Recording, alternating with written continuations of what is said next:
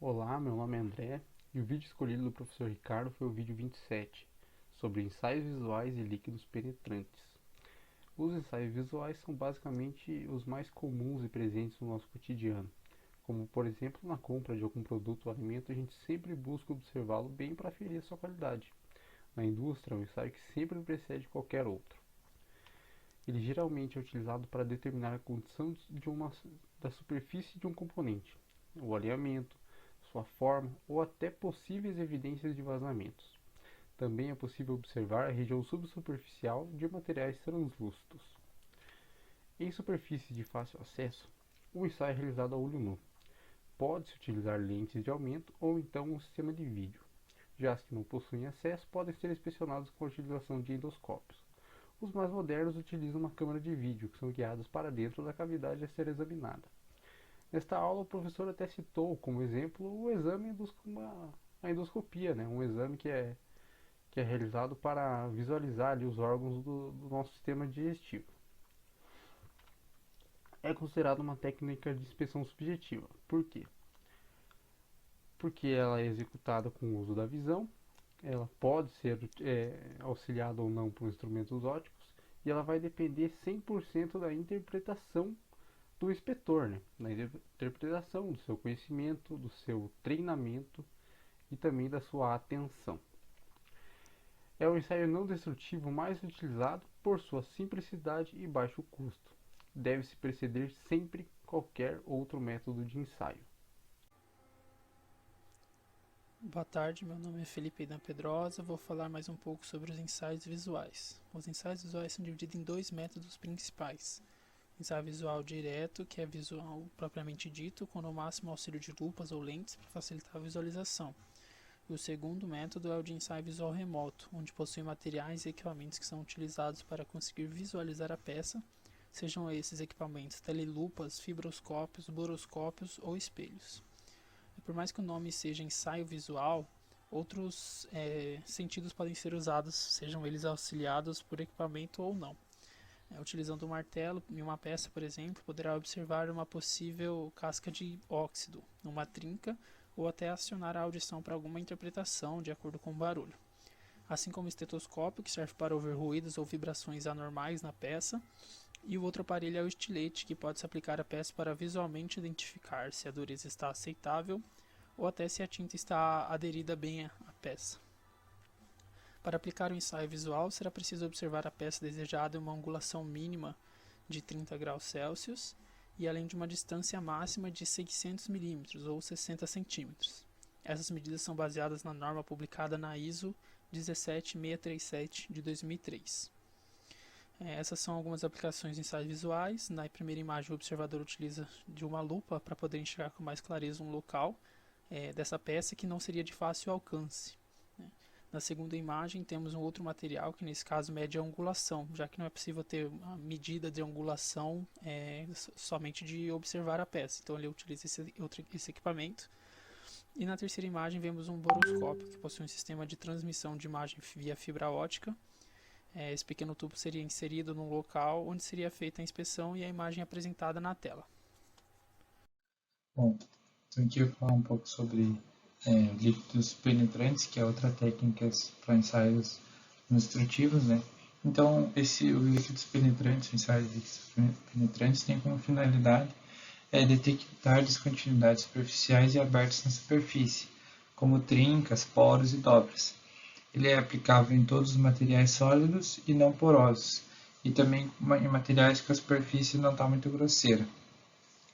Ele é utilizado em materiais não magnéticos como alumínio, magnésio, aços inoxidáveis e também em cerâmicas vitrificadas, vidros e plásticos. Falar um pouco do princípio básico, né?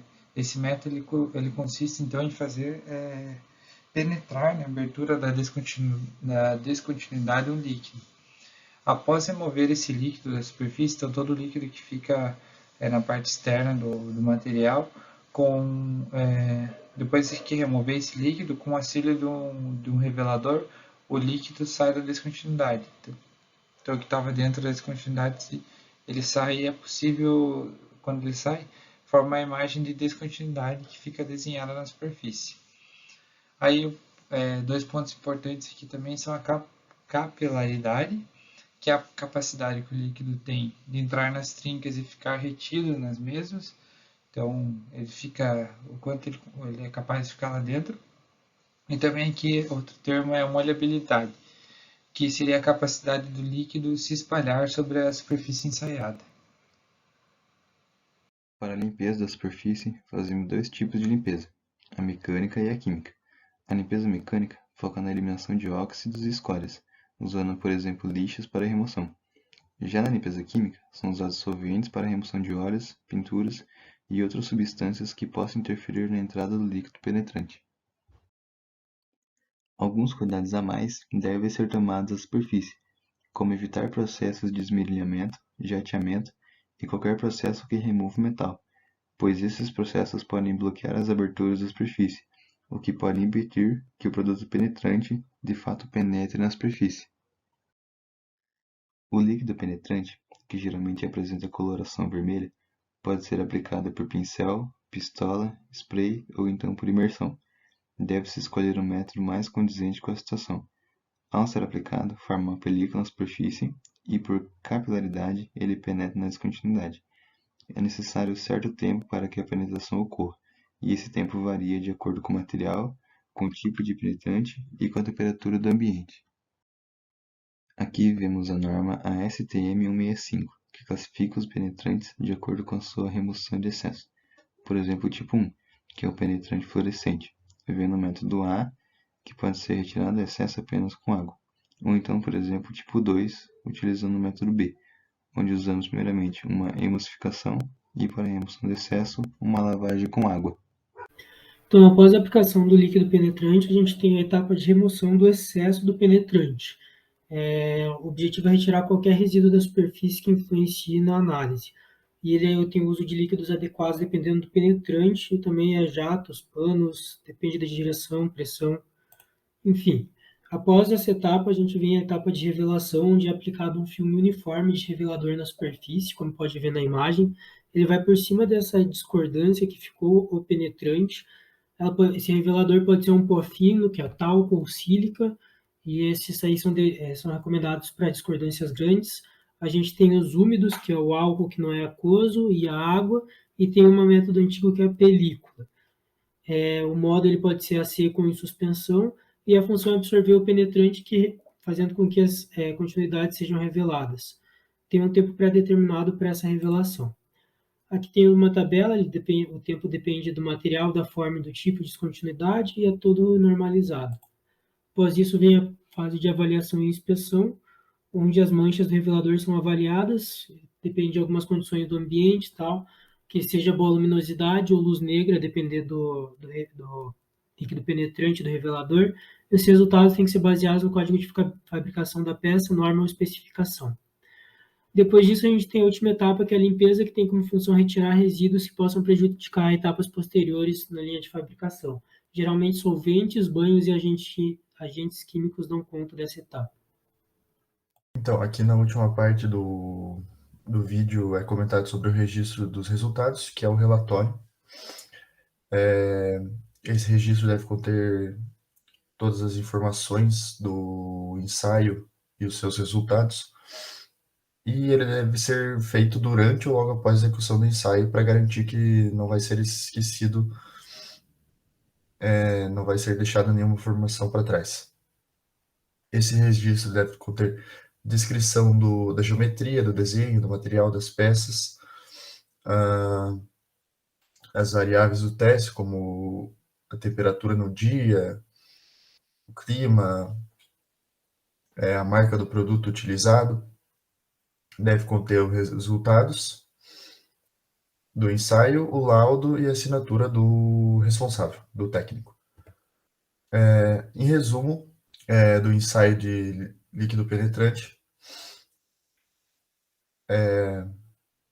o primeiro passo é a preparação inicial da superfície com a limpeza, né?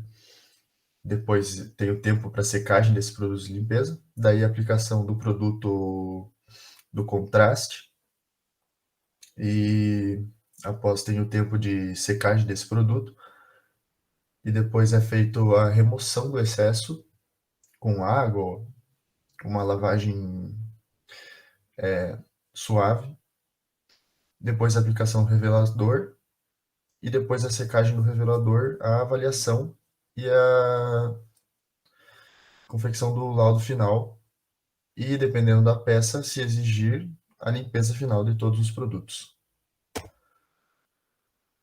Aqui as vantagens e as desvantagens do ensaio por líquido penetrante.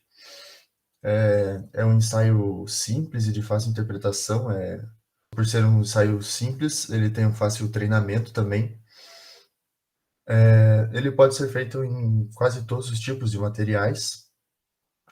As limitações é que ele só detecta descontinuidades superficiais, por isso a importância da limpeza da superfície.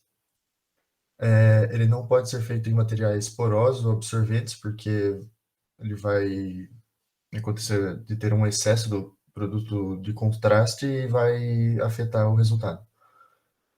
E ele pode ser inviável em peças de geometria complexa ou que necessitem de uma limpeza total desse produto, como na indústria alimentícia, por exemplo. Eu sou o Pedro Luigi, aqui está o nome de todos os membros do grupo, e é isso.